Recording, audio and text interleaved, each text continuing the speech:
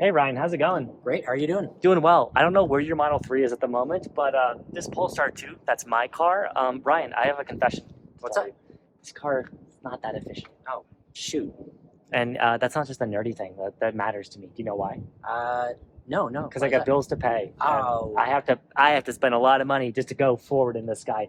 But Ryan, it doesn't have to be that way. Yeah, there's a lot of options, and efficiency, I think, has a huge impact on a lot of those things. Yeah, there are electric Escalades, all kinds of crazy things happening. I've seen a Hummer EV going somewhere around Boulder, but Ryan, there are affordable EVs people can buy that are efficient. They're going to get them going far distances at pretty cheap prices in the EV world because it's not just MPG and gas. Efficiency matters for electric cars as well. That's right. Matters for everything. So let's talk about the top 5 efficient EVs you can still buy today.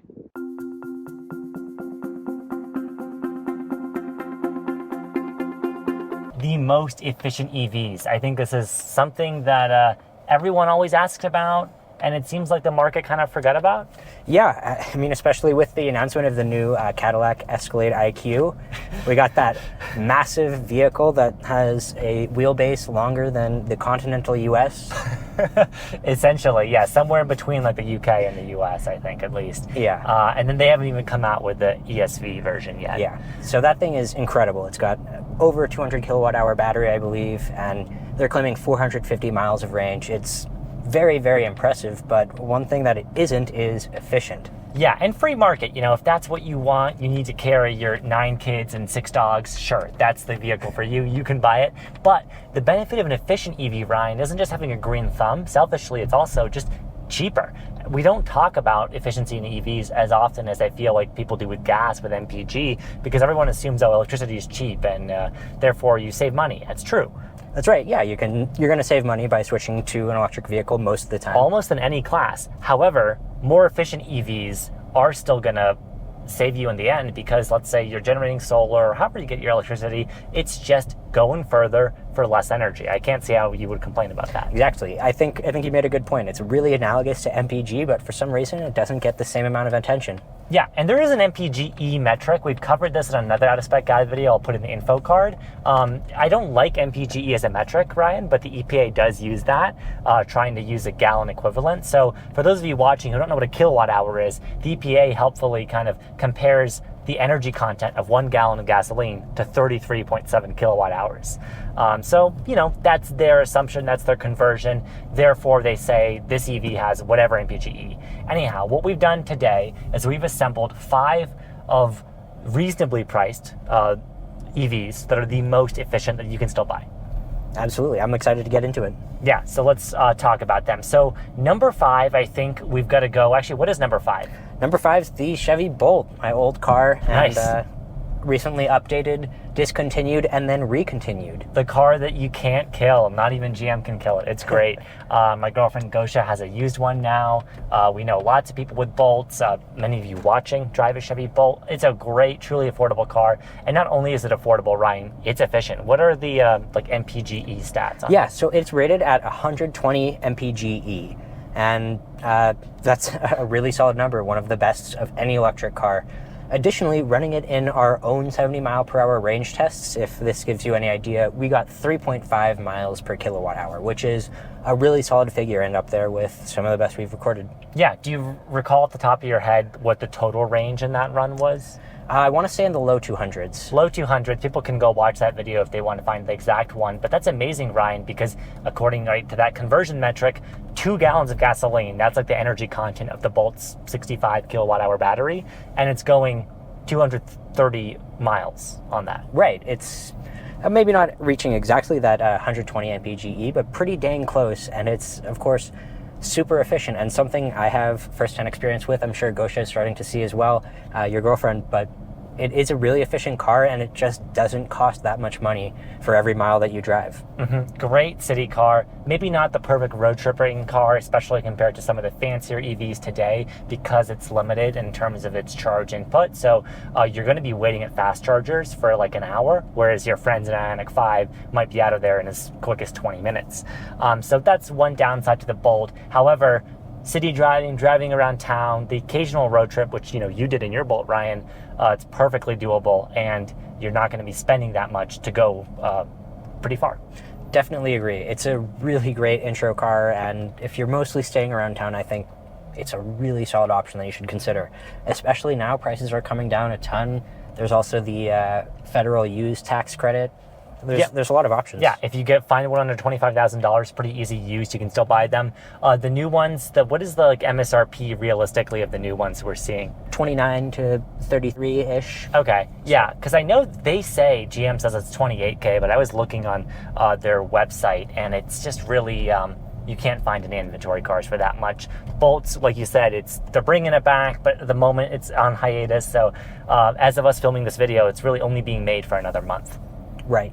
So get it while you can, or get a used one, and they've been making them since 2017. So there's a lot of them out there. Yeah, very few changes since then, so it's a great option. So what's our next most efficient, reasonable EV? We got the Hyundai Kona Electric.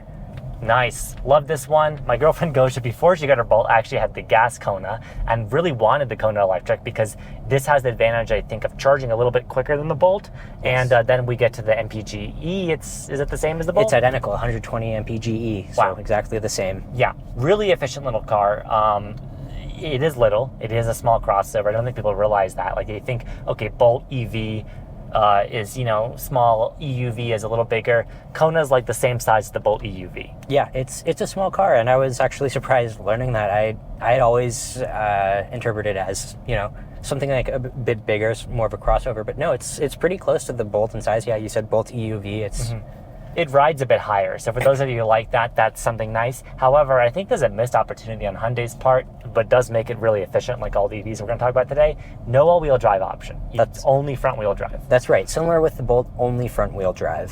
Which a lot of people buy crossovers in that vehicle class, Ryan, for the expectation of all-wheel drive. So sorry if you're expecting that, it's not here. And spoiler alert, none of the cars we're really talking about in this video are dual motor all-wheel drive, because for an electric car to be all-wheel drive, just like with a gas car, you're introducing parasitic losses potentially, even more so than a gas car, because oftentimes they literally have two drive units, two motors to do that, whereas a gas car has like a drive shaft. So without getting too technical, basically you're taking a big efficiency hit for any of these cars, and these first two, Ryan, like you've said, they don't offer any all-wheel drive. Exactly, yeah. And right, we're always going to see the best efficiency from the single motor variants of these EVs. Yep. They're lighter too, which accounts for something as well.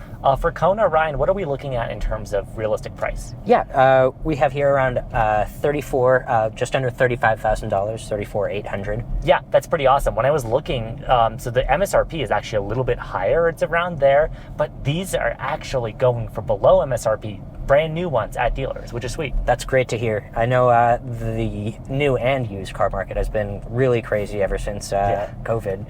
But it's great to hear things are starting to come back down, and you can get cars new and you don't have to pay over a sticker. Yes, especially for these EVs. And you can get the secondhand older Konas. It's been facelifted this year, so it has a few upgrades, but really pretty similar in terms of its battery range efficiency. Similar to the Bolt there. That's awesome. What's the next most efficient car, Ryan? Next, we've got a very, very similar one with the Kia Niro EV. So similar to the Kona, but 123 MPGe on this one. Yeah, so the Niro is, I forget, it's not exactly the same platform as the Kona. It does share a lot. I believe they have basically identical battery packs. Right. And for that reason, they have almost this exact same EPA rated range. Slightly higher efficiency on the Kona, on the Niro, I guess, maybe because of its shape, maybe it has some other affordances. I've always found Niro is a bit nicer than Kona. I prefer it because it's boxier. It has more usable cargo space. Totally, yeah, that makes sense. I've not had the opportunity to spend a lot of time in the Niro, but from everything I've heard, it's a great car, and another one of those really great options that may not be the best for longer road trips, but it's still manageable and it's great for around town. Yep. Like the Kona, charges better than the Bolt. So it's charging in between a car like the Bolt and a more modern cars like a base EV6 or IONIQ 5. You spend more money. So also going for under MSRP, like what are we seeing these at? Those are we're looking around 36,800. Okay, so like $2,000 roughly more expensive than a Kona for a comparable Niro typically. Like Kona, this has been around for a bit, so you can get older used ones as well, which are very similar. I've driven the newer ones more actually, and the tech in the interior, I have to say, is much nicer, but the actual mechanical components, the like actual battery, all of that's pretty similar. Right, so you should see similar efficiencies through all the generations. Exactly, for the EVs, which is nice. What's the next car, Ryan? Next, we're moving on to the Tesla Model 3 rear-wheel drive, which Your is car. My car, yeah, that's right. It's rated at 132 mpge, and that's really solid. And this was another one that actually I remember we ran in our range test, and we got 4.5 miles per kilowatt hour, which is considerably higher than we got in the Bolt and some of the other vehicles. A really great result. And I can say, personally, I've seen fantastic efficiency. Yeah, really incredible, remarkable. Ryan, do you know the like usable battery capacity of this? 57 kilowatt hours usable. Okay, interesting. Yeah, so I think we mentioned with the first car in this list, the Bolt, it's like 65 now. Kona and Niro, both 64. They're very similar. I think LG Chem supplies both of those. Anyhow, very similar size. The Model 3 has a slightly smaller battery and gets more real-world range. That's incredible. That's right, and that comes down to efficiency, and this is kind of the point that we're trying to get at. Yeah. Efficiency is really important, and we started focusing on the cost aspect of it, but it also pays dividends in range. Even though Model 3 doesn't have as big of a battery, it's still able to get well over 250 miles of range. Yeah, so it's not quite meeting that ambitious 270-mile EPA-rated range, and this is, contentious topic, but Tesla typically just doesn't meet their EPA ranges because the tests have conditions that differ from the real world. They do better relatively on the EPA test. Nonetheless, real world range, as you found in that video, pretty good. Yes, fantastic. Yeah, so that's awesome. Always a staple. And those cars, Ryan, I know they're like $40,000-ish MSRP, but I believe inventory ones on Tesla's site go for less. That's right. Sticker right now starts at $40,240, but there are some pretty decent discounts if you look at the current inventory. Now, it's worth mentioning that there are updates on the horizon, but of course with Tesla, we never know when those are coming. So if you're in the market for a new car, I recommend getting a new car. There's always going to be new ones on the horizon. Yeah, you can wait your whole life away waiting for the new ones. But from what we're seeing, the upcoming Tesla Model 3 will have some nice changes, but still going to be under the hood probably the same great car that we're seeing now. And with that, everything about that car, I think, is just so spectacular. I mean, you've lived with it daily for several months now. I know you like it a lot. Yeah, it's a great car. I think it honestly really does and should serve as a really good benchmark for most other vehicles to be compared with. Just technology, charging range, all that stuff. It's a really, really great option. Absolutely. Very compelling. It's the benchmark in this category, by far the best charging, technically, vehicle on this list, but also just practically has access to the best charging network. That's correct, yes.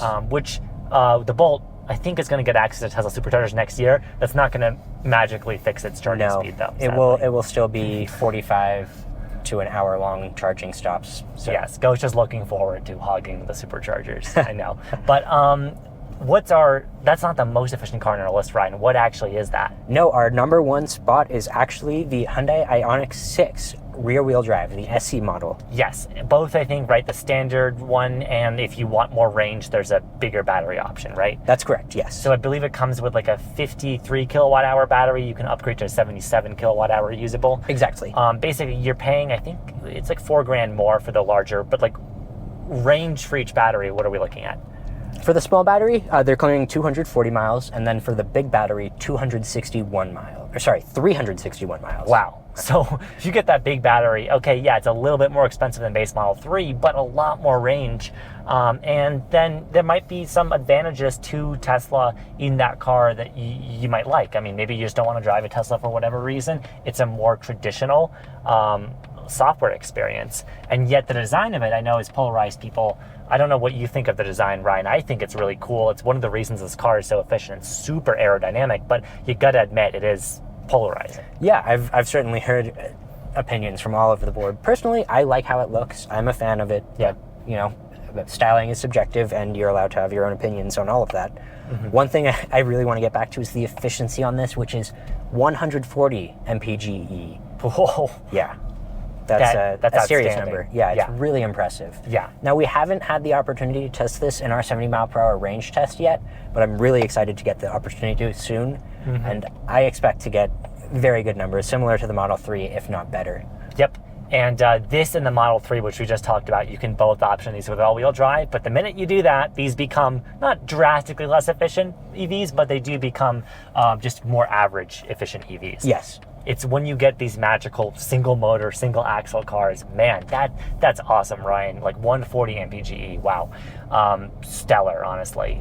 So it just comes down to really, it's aerodynamic, it's a sedan, it's slippery, and Hyundai knows how to make an efficient vehicle because 2 of their cars and then 1 Kia is on this list. So that's right. They've been making electrified vehicles for quite a long time, starting with the IONIQs way back when. Yep, the original IONIQ electric, exactly, I should mention, was, I think it might still be, it's like somewhere in the 120s, 130s. So it still would be on this list if it was for sale. It's like remarkably efficient. Certainly, I from everything I've heard and seen, those are very efficient as well. So. Yeah, so if you want an efficient used car, you could still buy a Hyundai IONIQ. Maybe won't have the greatest range, but definitely an option. And if you're concerned about efficiency, I think that's great. And just getting back with the IONIQ 6, the base price for the small battery is $41,600, and then the bigger battery is $45,000. Okay. However, we have seen recently some are starting to go below sticker price, which is, as I said before, really exciting. Yes, so unlike the Model 3, which we talked about earlier, no tax credit eligibility, but like you said, they're going below sticker. I've seen dealers taking thousands off the list price, so in some cases matching the $7,500 rebate. That might have been a Hyundai national promotion. I don't know if they're still doing it, but I have consistently seen in the last several weeks, thousands of dollars off the list price for these, which is great. I think that makes it much more competitive than the Model 3 than its MSRP would suggest. Definitely agree with that. At the prices shown, it's a bit tougher sell, but with those incentives and price cuts, I think that helps a ton, and it's a really great option. And of course, 140 mpg is really difficult to argue with. Yep, so that's pretty awesome. Now, we've talked about 5 really efficient EVs, and people might be saying, Lucid Air, that's, the Grand Touring sedan, where's that on this list? Because if you look at the fuel economy numbers in the EPA where we took this list from, Lucid's on that list. Why didn't we include that, Ryan? It's $150,000. Well, 130 now, but yeah, it's crazy expensive. I think the Pure starts at, which is the really efficient one, like I think it's a mid $80,000, $90,000 range. It's a lot of money. We're significantly above all the cars in this list. Notably, Ryan, I've been shocked by everything new that we're talking about on this list, new cars you can still buy, $40,000, like almost consistently dead on price. That just seems to be the benchmark price at the moment. Yeah, all these are 35 to 40 grand, if not a little bit less in the case of the Bolt. And again, those efficiencies are really great. You're going to see that in your wallet at the end of every month. Just a lot less money spent on charging. Yep, less money on charging, really just less consumption overall, more range for less. You can't argue with that. There is one more honorable mention I want to mention, though. It's not an EV that I can say I would, or you probably would recommend, but what is it, Ryan? That's the Toyota BZ4X, the front-wheel drive one specifically. Yeah. That is an option. It's very efficient. It gets, I think, 132 mpge, but then you also have to drive the BZ4X. And, it's an okay car. It's all right around town.